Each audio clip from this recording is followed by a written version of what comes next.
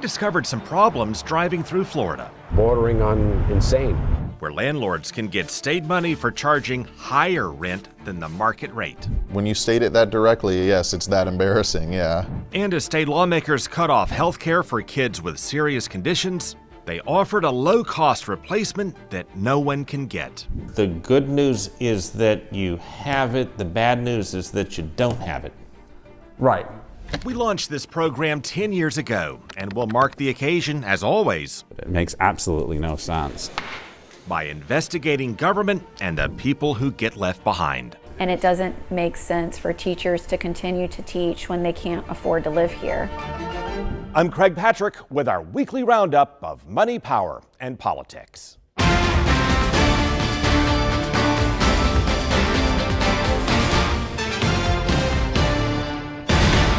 Well, this is our 10th anniversary, and we've done some interesting things along the way. Wow, this is fantastic. Everybody say, whoa, whoa. Thank you. Yeah, this started as a late night show that largely dealt in political humor. The dysfunction could have you all go down in history as losers. I mean, losers. Do you understand what I'm saying here? yes. Then show me. Thank you. But as we evolved, we shifted our focus to making complicated issues easier to understand and doing interviews that hold the politicians accountable. And we placed a much greater emphasis on investigative reporting. And each week, we go beyond the headlines to reveal things you may not expect in government, sometimes with a touch of humor, which brings us to our focus tonight. So now's the perfect time to do it. We'll start with Governor DeSantis. He flew west at state taxpayer expense to urge Montana lawmakers to pass a federal balanced budget amendment, apparently not knowing Montana's bill filing deadline had already passed. Why are we talking about this at this moment? Well, I think it's because this is something during the session that the legislature can certify. And in a Florida man type of story that social media missed, Florida cracked down on dairy farmers for saying a certain four-letter word. You can whip our cream, but you can't beat our milk. And not just saying it, doing it. Where's your favorite place to? I in a dairy barn sometimes, but usually it's down, like I said, down in the processing plants where we do it. All this mostly happens down in the creamery. Stop it right there. Before you get the wrong impression, the word our state government censored and banned them from saying is skim milk. S-K-I-M. Can't beat our skim milk. The state said they cannot call their all-natural skim milk unless they added synthetic vitamin A. If you look it up in the dictionary, it is milk with the cream removed. The dairy farmers sued, and we, the taxpayers, funded the state's defense until the farmers won. What am I missing? You're missing a lot of common sense. And you've seen dynamic tolls in the headlines that the state keeps adding toll lanes onto existing roads. And we drove on some of them in South Florida with watchdog Carlos Garcia. So you're telling me the higher you pay, the slower you go? Yes, that's exactly right.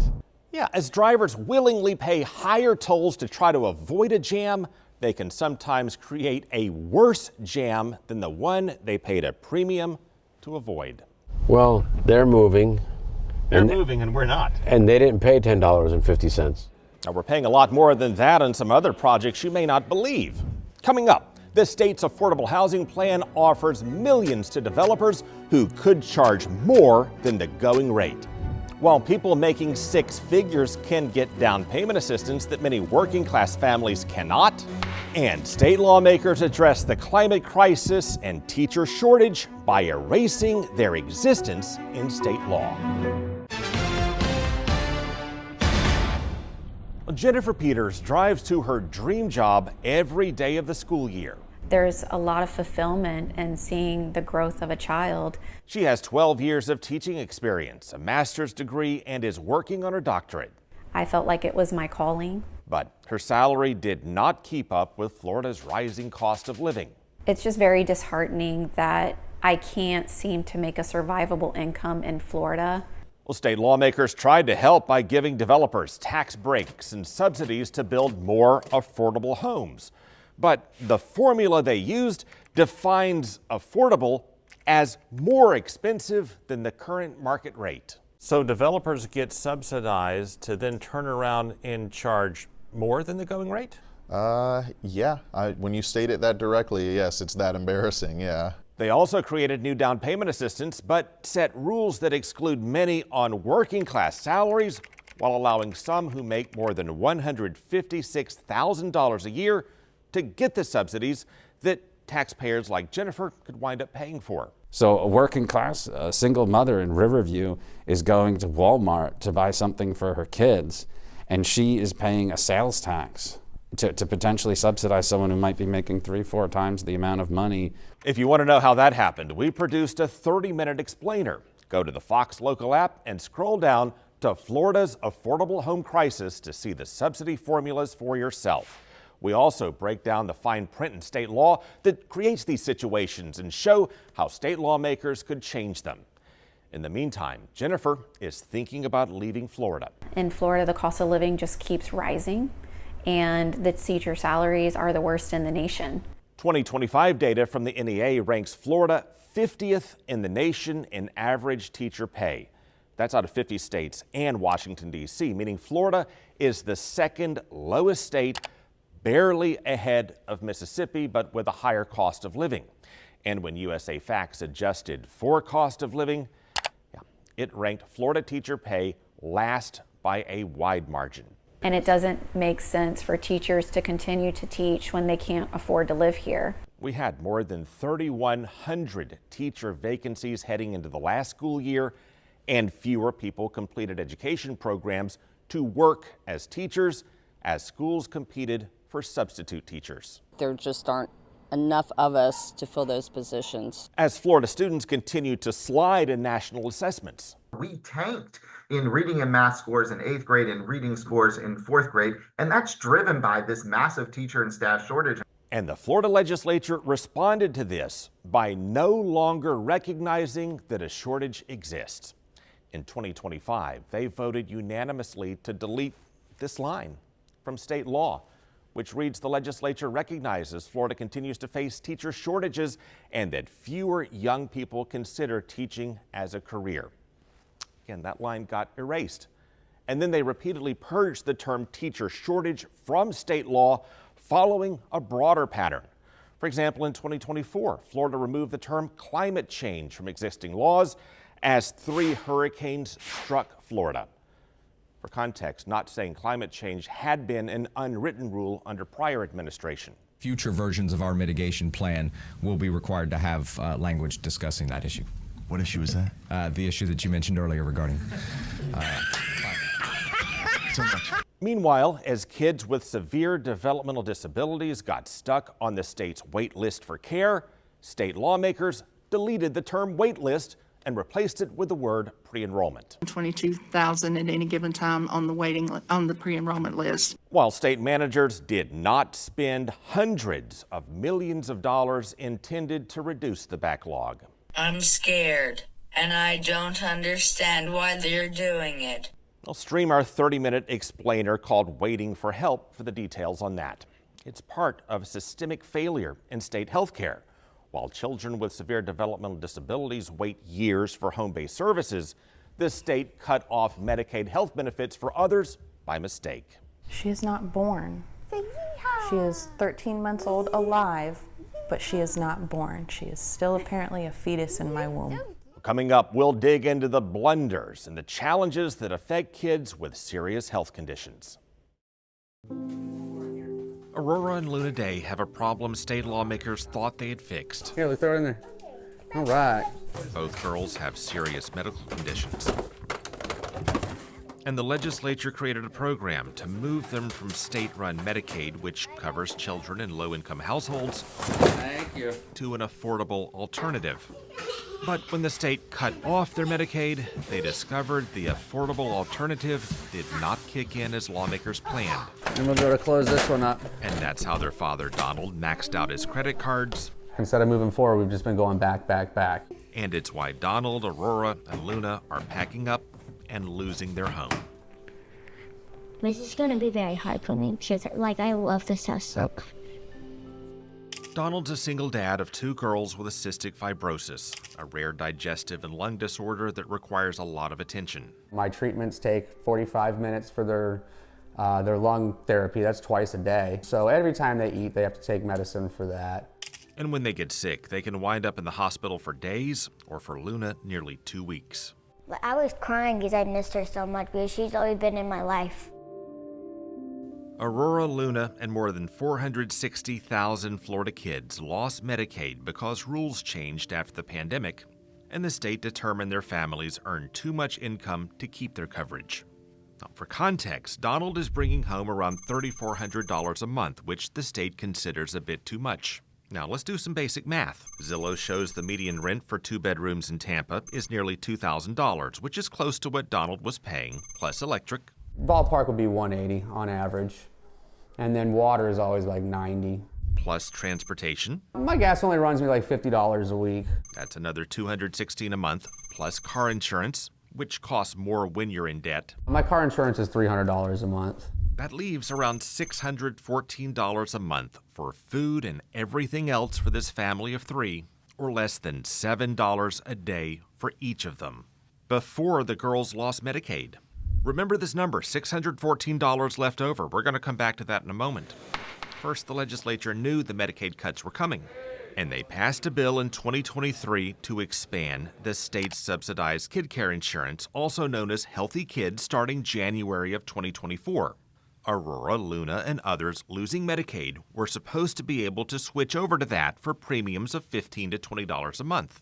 I was glad to see that they were going to do something to help. But then the state sent out letters that confused people. The way they word things is really weird.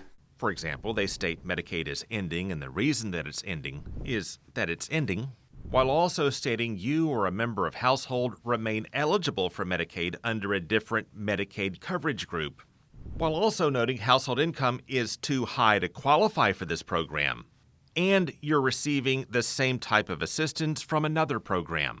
Yeah, it's just scattered. The words aren't in the right place. The good news is that you have it. The bad news is that you don't have it.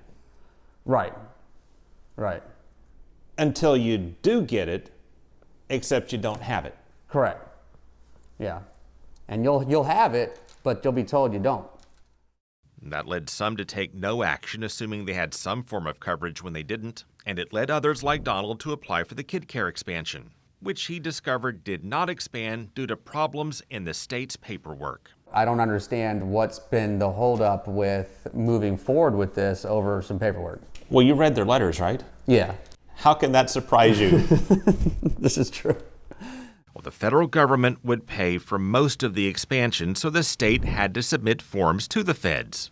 And here's Georgetown University health professor Joan Alker on what went wrong. States have to get what's called a Section 1115 waiver to expand their Healthy Kids or their CHIP programs. It appears that the state was not aware of that for quite some time. And then when they finally did figure that out and get around to filing their application, they made a lot of mistakes. That delayed it for months. And then the state sued over federal rules requiring kid care recipients to have at least 12 continuous months of coverage. This is a new protection that Congress put in place, and it came into effect January 1st of 2024. That stalled it indefinitely. Now, Florida is the only state in the country that is challenging that new federal protection. A judge dismissed the suit last year, but then the state appealed and asked for a delay. It got to the point where I'm like, all right, what are we eating right now? You know, can I borrow money, for food? Given the need, Donald decided to get kid care for both of his daughters without the subsidies. So instead of paying $30 to $40 per month as intended, he's paying $520 per month, plus co-pays for doctor visits, prescriptions, and more. Each kid takes a range from 8 to 10 different medicines. So it's just like compiling, and it's only $5, but when there's like 20 to 30 of those $5, it adds up. That all adds up to another $600 to $700 a month. And remember, our math showed they only had around $614 a month for food and everything else. And one more thing, the girls did get approved for Social Security payments, which helped a little at first. But then Social Security told them they approved payments by mistake. And now, on top of everything else, the feds are demanding more than $8,000 in repayments due to problems in their paperwork. In a time when my family needed help, I thought I was getting help, just to find out that, they want to take the help back.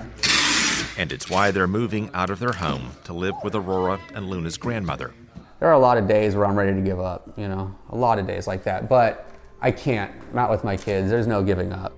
On that point, Aurora said her dad protects them like her favorite animal, a wolf. And I made a perfect one for Dad because I really love him. And she said she colored it this way to add rainbow power, to give him a boost in a really hard time. He's like very, very sweet to us, so I really love him. Children who come within 200% of the federal poverty line can get low-cost kid care insurance, but it was supposed to expand to 300%, and that's where it stalled. Coming up, the next chapter in our year-long investigation of home insurance nightmares. I see water running out of my seawall. I'm trying to find out, do I have a broken pipe, and if so, where? Neil and Nicole Gov't bought more than $1 million of insurance on their waterfront home. Hurricane hit, and we're like, at least we have good insurance. Who would have thought? We met Nicole a day after Hurricane Helene. None of us thought it was going to be that bad. She showed us how the storm surge flooded their home. Pretty high. I was soaked coming in. And she said a fire spread from their neighbor's house to their roof, and the rooms closest to the fire split. I can feel the room actually leaning this way. Yes, so even the engineer from Citizens will tell you that the room is sinking. But they say engineers do not agree on what caused it. So we have ground settling, we have a geothermal anomaly.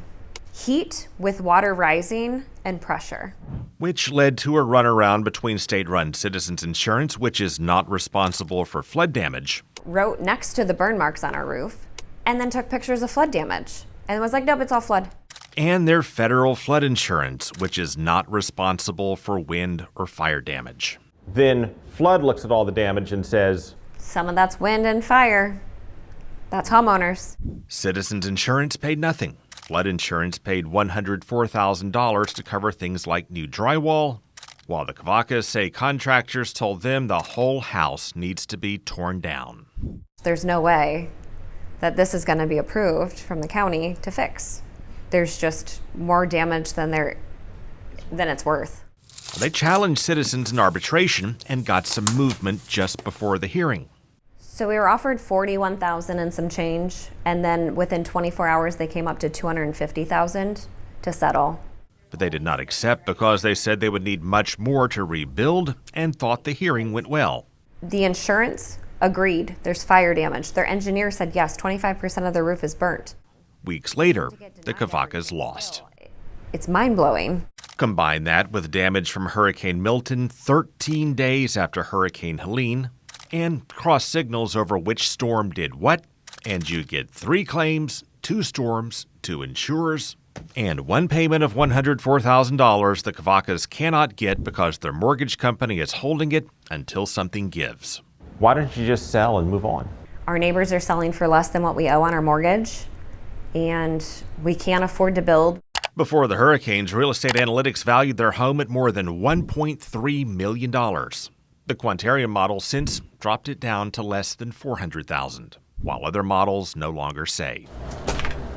The Gov't now live in a camper that cost $105,000. How much do you owe on it? Oh, I mean, probably close to 100. Yeah, 100, yeah. So our 16-year-old lives up in this loft. Our 14-year-old lives in that loft. They're now in forbearance on their mortgage and still have to pay for home insurance. They don't pay out, and if they do, it's nickel and dimed for something that you paid top dollar for. So, well, we shared their predicament with the state insurance commissioner, and he said his office will help if it can. He also said that Florida could address insurers passing blame by requiring them to use the same adjuster to assess flood, wind, and fire damage on the same property. But that change would require action from state lawmakers. Well, thank you for watching, and join us next week for our next round of Money, Power, and Politics.